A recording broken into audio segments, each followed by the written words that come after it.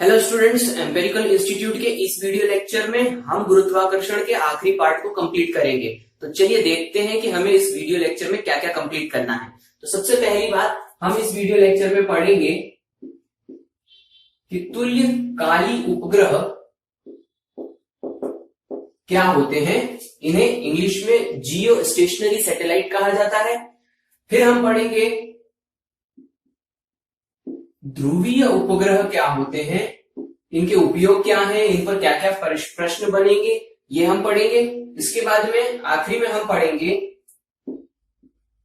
Kepler के ग्रहों की गति संबंधी नियम। इनकी क्या थ्योरी होती है, कुल मिलाकर के 3 नियम होते हैं और इनके ऊपर क्या प्रश्न बनेंगे, क्या नहीं बनेंगे, सारी चीजें हम कंप्लीट देखेंगे। तो मैं आपको इस वीडियो लेक्चर में बताऊंगा कि कैसे हम थ्योरी से ऑब्जेक्टिव क्वेश्चन की तैयारी कर सकते हैं। तो चलिए सबसे पहले हम शुरुआत करते हैं कि तुल्यकालिक उपग्रह क्या होते हैं। तो देखिए, तुल्यकालिक उपग्रहों की सबसे पहले हम परिभाषा पढ़ लेते हैं कि इनकी परिभाषा क्या होती है। फिर मैं आपको समझा दूंगा कि कैसे थ्योरी से हम ऑब्जेक्टिव क्वेश्चन बनाएंगे। तो देखिए, तुल्यकालिक उपग्रह वे उपग्रह जो पृथ्वी की या फिर पृथ्वी की ध्रुवीय तल के लंबवत तथा भूमध्य रेखीय तल में चक्कर लगाते हैं।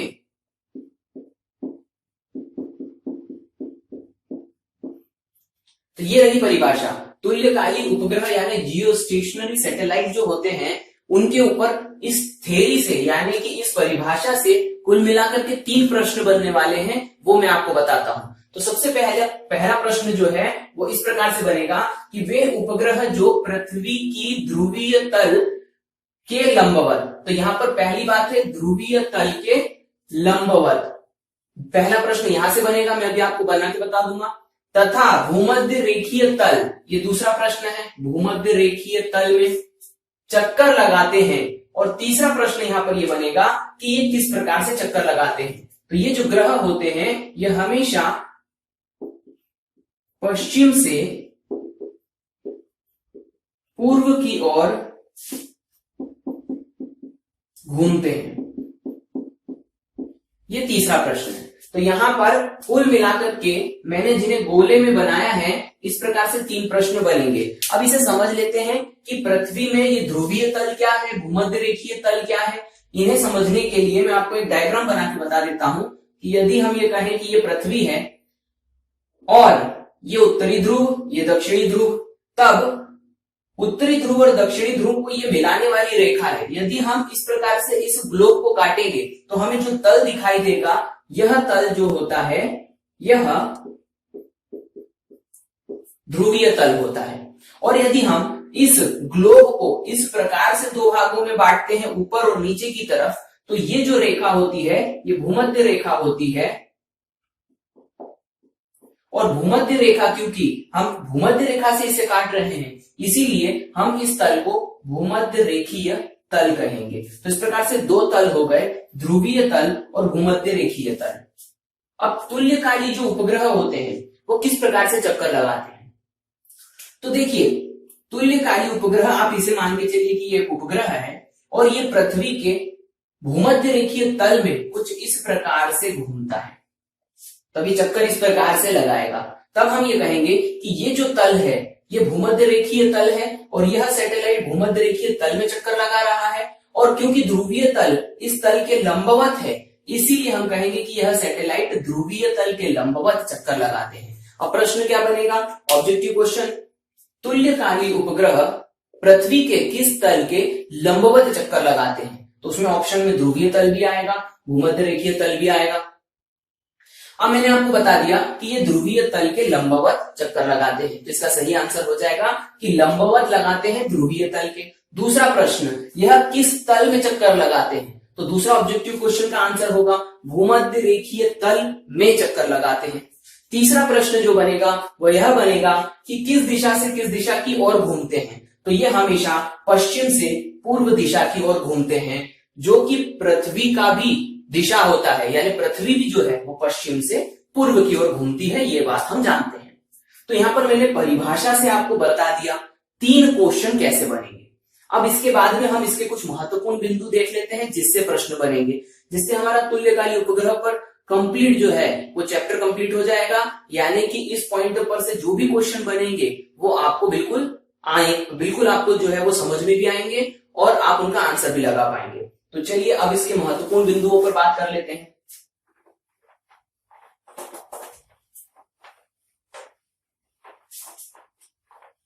तो यदि तुल्यकाली उपग्रहों के महत्वपूर्ण बिंदुओं पर यदि हम बात करें तो इसका सबसे पहला जो बिंदु होगा, यानी कि इस पर बनने वाला जो अन्य क्वेश्चन होगा वह यह होगा कि यह जो तुल्यकाली उपग्रह होते हैं इनका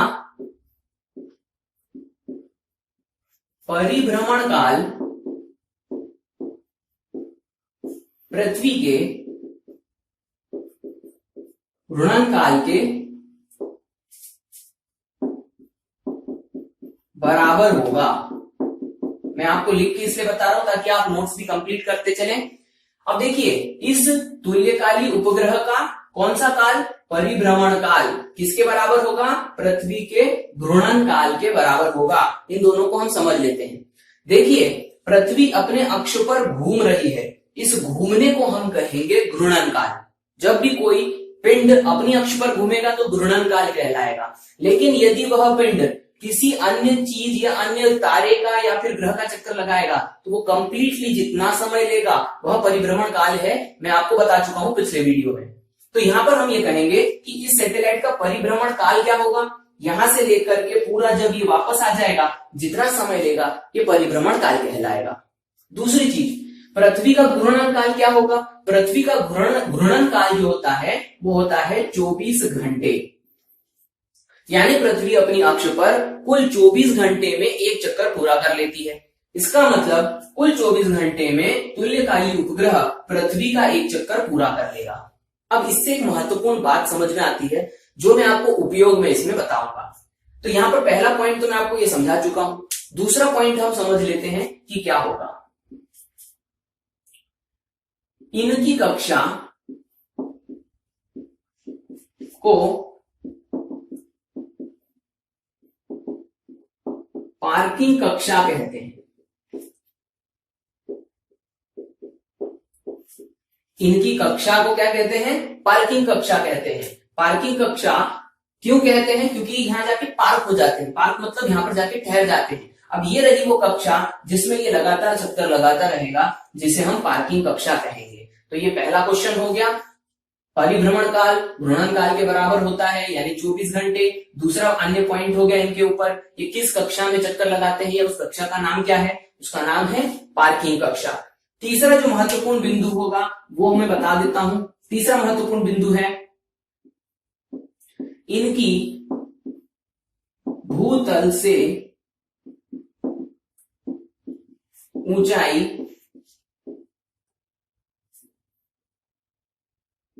लगभग 36,000 किलोमीटर होती है या होगी।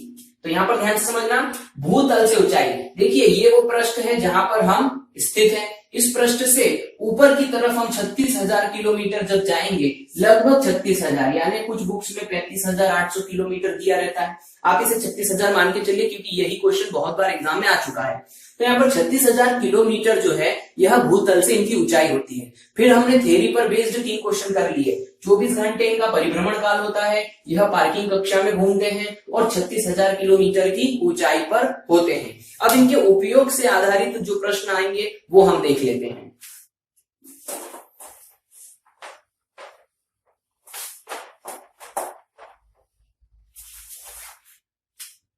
तो उपयोग पर आधारित प्रश्न जो है वो पहला, यदि मैं इसका उपयोग बताऊं तो संचार उपग्रह के तौर पर, यानी कि इनका उपयोग संचार उपग्रह के तौर पर होता है। दूसरा यदि मैं इसका पॉइंट बताऊं कि ये किस लिए उपयोग होता है, समुद्री विज्ञान के अध्ययन के लिए, यानी कि समुद्र पर यदि हम अध्ययन करना चाहते हैं, जिससे इंग्लिश में ओशिनोग्राफी कहा जाता है, उस पर यदि हम अध्ययन करते हैं तो ये तुल्यकालिक उपग्रहों की इमेजेस की जरूरत पड़ती है, इनके द्वारा ली गई पिक्चर्स की जरूरत पड़ती है। तीसरा जो पॉइंट है,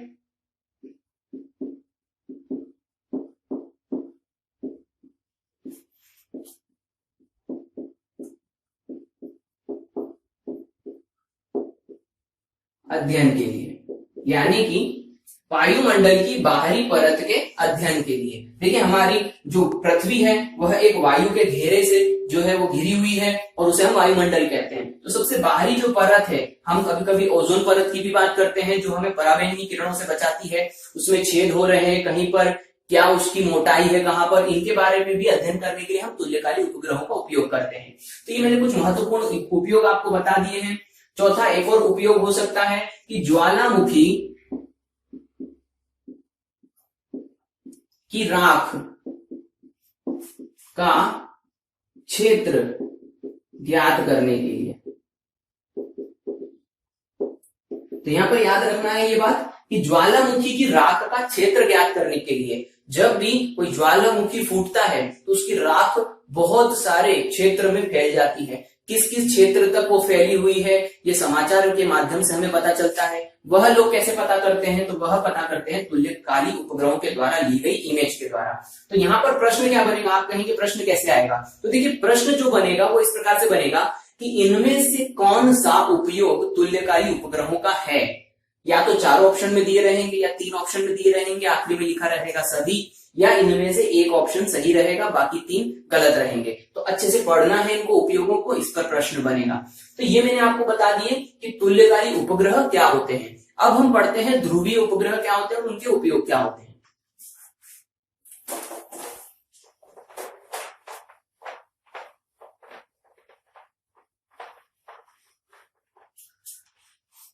तो देखिए यदि हम बात करें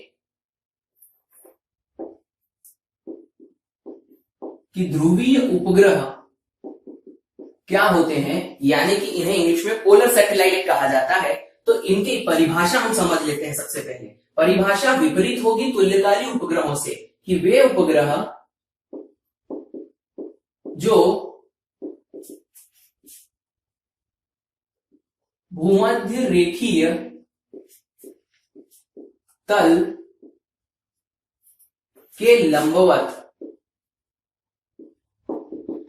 तथा ध्रुवीय तल में चक्कर लगाते हैं।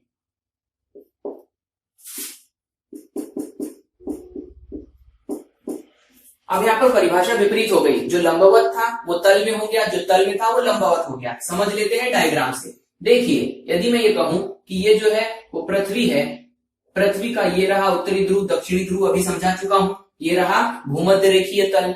ये जो उपग्रह होते हैं, जो ध्रुवीय उपग्रह कहलाते हैं, ये उपग्रह कुछ इस प्रकार से चक्कर लगाते हैं। ये उपग्रह मान लीजिए ये उपग्रह है, और इस उपग्रह का जो परिभ्रमण होगा वो कुछ इस प्रकार से होगा, यानी कि यह ध्रुवों से होते हुए चक्कर लगाएंगे, ना कि भूमध्य रेखीय तल में। तो मैंने आपको परिभाषा बता दी। ध्रुवीय जो उपग्रह होते हैं वह किस तल के लंबवत चक्कर लगाते हैं, वह भूमध्य रेखीय तल के लंबवत चक्कर लगाते हैं। पहला ऑब्जेक्टिव क्वेश्चन। दूसरा ऑब्जेक्टिव क्वेश्चन, ध्रुवीय उपग्रह किस तल के लंबवत चक्कर लगाते हैं। तो अच्छा मैंने आपको बता दिया है। दूसरा जो पॉइंट आएगा वो यह आएगा कि ध्रुवीय उपग्रह जो होते हैं वह किस तल में चक्कर लगाते हैं, तो वह यह तल में चक्कर लगाते हैं, यानी कि ध्रुवीय तल में चक्कर लगाते हैं। तो ये 2 पॉइंट मैंने आपको समझा दिए, परिभाषा से बनने वाले प्रश्न। अब इनके कुछ अन्य पॉइंट हैं, उनके ऊपर भी बात कर लेते हैं। जैसे कि यहां पर यदि मैं कहूं, एक क्वेश्चन आता है कि इनका परिभ्रमण काल कितना होता है, तो याद रखना इनका परिभ्रमण काल जो होता है वो होता है 84 मिनट्स, यानी 84 मिनट के अंदर ये पूरा एक चक्कर कंप्लीट कर लेते हैं। अब आप कहेंगे कि तुल्यकालिक उपग्रह पूरे 24 घंटे ले रहे थे जबकि ये 84 मिनट ले रहे हैं। देखिए ध्यान से समझने वाली बात यह है कि हमारी जो पृथ्वी है वो भूमध्य रेखीय तल पर थोड़ी सी फैली हुई है और ध्रुवों पर चपटी है, यानी कि ध्रुवों पर जब हम बात करेंगे तो ये जो घेरा है ये छोटा हो जाएगा, जिसकी वजह से यह सैटेलाइट जो होंगे यह तेजी से चक्कर लगा लेंगे। तो इस प्रकार से 84 मिनट का समय लगता है, ये दूसरा पॉइंट हो गया। एक और इसी के ऊपर एक और महत्वपूर्ण बिंदु पर प्रश्न है कि इनकी भूतल से ऊंचाई कितनी होती है। तो भूतल से जो ऊंचाई होगी इनकी वो लगभग 500 किलोमीटर से 800 किलोमीटर होती है। इसको आपको ध्यान रखना है। तो यहां पर मैंने आपको ये कुछ पॉइंट्स और अतिरिक्त बता दिए। 84 मिनट जो है वो परिभ्रमण काल होगा, भूतल से ऊंचाई 500 से 800 किलोमीटर होगी, ये मैंने आपको कंप्लीट करवा दिया। अब देखिए ये ध्रुवीय उपग्रह की परिभाषा पर प्रश्न बन गए। उपयोग में आपको 2 उपयोग इसके बता देता हूं और वे उपयोग क्या होंगे।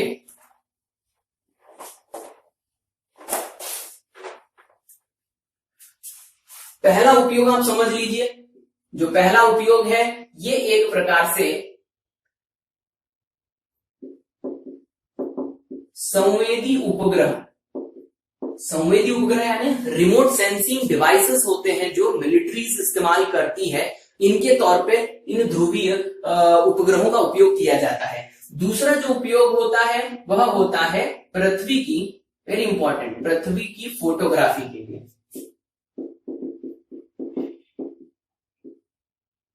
तो जो पॉइंट्स महत्वपूर्ण है वही मैंने आपको उपयोग के तौर पे बताए हैं कि संवेदी उपग्रह यानी रिमोट सेंसिंग डिवाइस के लिए हम ध्रुवीय उपग्रह यानी पोलर सैटेलाइट का इस्तेमाल करते हैं। दूसरी बात है पृथ्वी की फोटोग्राफी के लिए इसका उपयोग किया जाता है। तो ये मैंने आपको बता दिया कि ध्रुवीय उपग्रह क्या होते हैं। अब बात करते हैं हम केपलर के नियमों के ऊपर।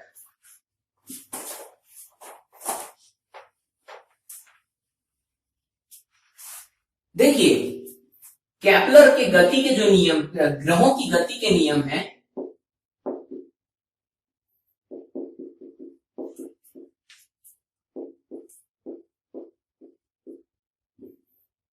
ये जो ग्रहों की गति के नियम हैं यह केपलर के द्वारा दिए गए थे। तो आपको याद रखना है कि ग्रहों के गति संबंधी नियम किसके द्वारा दिए गए थे, केपलर के द्वारा दिए गए थे। अब हम सबसे पहली बात करते हैं प्रथम नियम की। तो प्रथम नियम, और इन्हें मैं समझाता भी चलूंगा कि क्या क्या नियम है ये सारे के सारे। यदि हम प्रथम नियम की बात करें तो प्रथम नियम मैं आपको लिख के बता देता हूं। प्रत्येक ग्रह सूर्य के चारों ओर दीर्घवृत्ताकार मार्ग में चक्कर लगाते हैं तथा इनके मध्य या इनके एक नाभि, हम इसे नाभि कहेंगे, इंग्लिश में पोकी कहा जाता है, पर सूर्य होगा। ये केपलर ने प्रथम नियम में कहा था। इसमें क्या कहा कि प्रत्येक ग्रह जो है सूर्य के चारों ओर किस मार्ग में चक्कर लगाता है, दीर्घवृत्ताकार मार्ग में। पहला ऑब्जेक्टिव क्वेश्चन आ चुका है एग्जाम में कि सूर्य के चारों ओर जो ग्रह होते हैं वो किस मार्ग में चक्कर लगाते हैं, किस पथ पे चक्कर लगाते हैं, तो वो है दीर्घवृत्ताकार मार्ग पर। अब दूसरा इसी को घुमा करके प्रश्न क्या बनेगा कि दीर्घवृत्ताकार मार्ग में ग्रह चक्कर लगाते हैं, यह किसके द्वारा कहा गया था या पता लगाया गया था। तो इसका आंसर आ जाएगा केपलर के द्वारा पता लगाया गया था। तो ये पहला प्रश्न बन गया। अब इसके बाद में इसी के ऊपर एक और चीज होती है, मैं आपको बता देता हूं।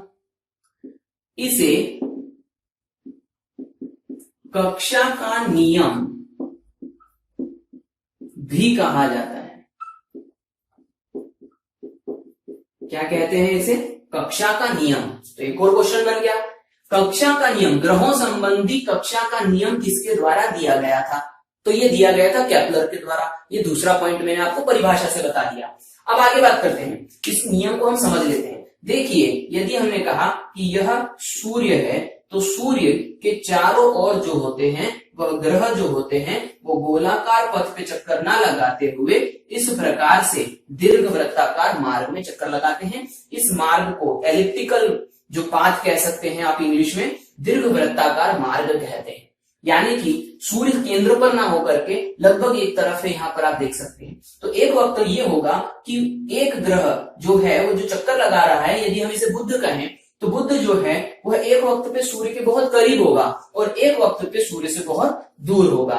और लगभग हम जब पृथ्वी पर मौसमों के बदलने की बात करते हैं तो उसका एक कारण यह भी होता है कि सूर्य के सापेक्ष पृथ्वी की दूरी जो होती है वो अलग अलग होती है। आगे बढ़ते हैं। तो ये मैंने आपको बता दिया प्रथम नियम क्या है और इस पर महत्वपूर्ण बिंदु क्या बनेगा, उसे मैंने एक्सप्लेन भी कर दिया। अब द्वितीय नियम पढ़ लेते हैं और उस पर क्या प्रश्न बनेगा वो देख लेते हैं।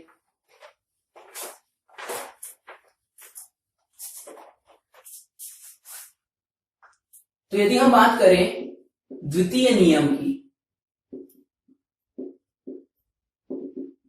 पेन बदल लेते हैं। द्वितीय नियम की यदि हम बात करें तो द्वितीय नियम केपलर के द्वारा कहा गया कि ग्रहों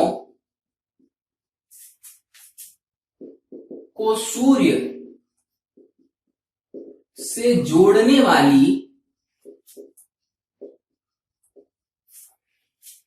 काल्पनिक रेखा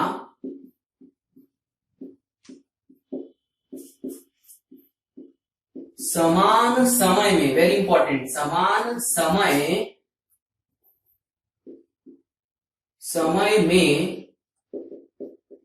समान क्षेत्रफल, ये बात याद रखनी है, समान क्षेत्रफल तय करती है। तो यहां पर एक डाउट आएगा, क्षेत्रफल समान तय कैसे करते हैं, जबकि क्षेत्रफल तो एक एंटिटी होती है। तो यहां पर मैं आपको ये समझा देता हूं कि देखिए, यहां पर पहले मैं आपको 2 पॉइंट और समझा दूं इसी के, क्योंकि वो इसके साथ महत्वपूर्ण है। पहला पॉइंट तो ये हो गया परिभाषा पर, मैं अभी प्रश्न बना के बताऊंगा। दूसरा पॉइंट है, इसे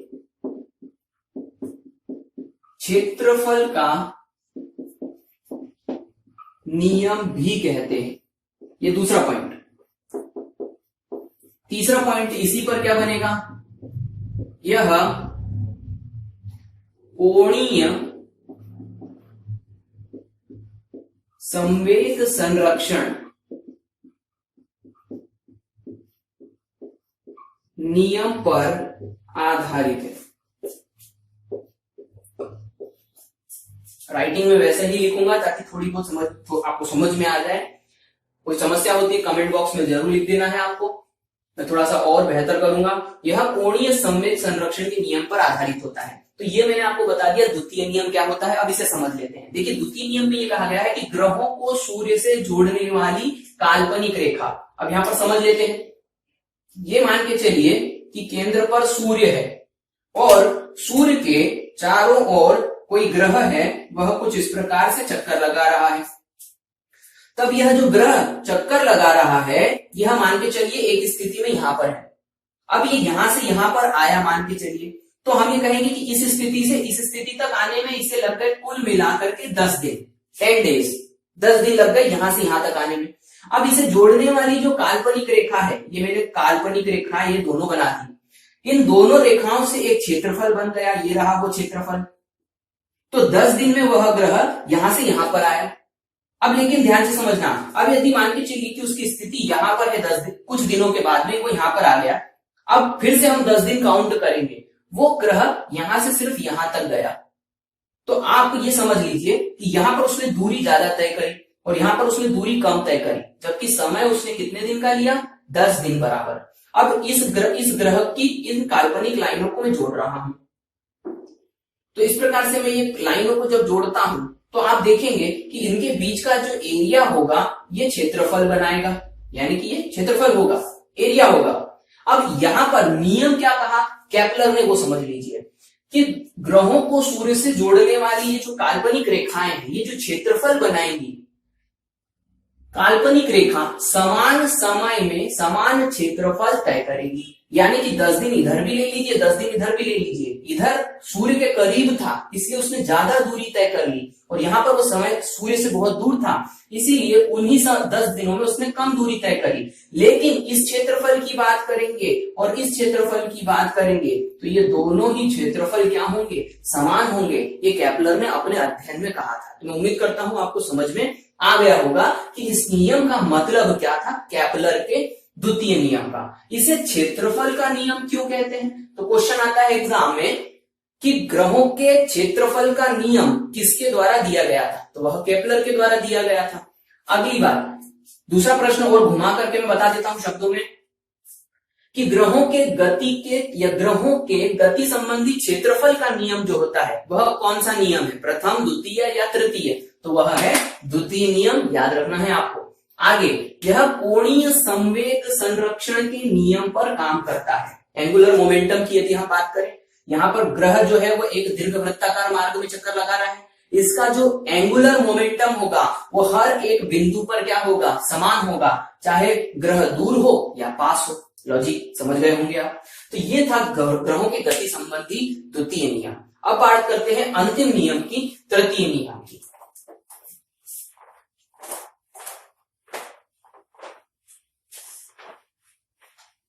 तो देखिए तृतीय नियम क्या होता है ये मैं आपको समझा देता हूं, और ये आखिरी चीज है तृतीय नियम। तृतीय नियम ये कहता है कि प्रत्येक ग्रह का परिभ्रमण काल का वर्ग उसके सूर्य से माध्य दूरी के घन के बराबर होता है।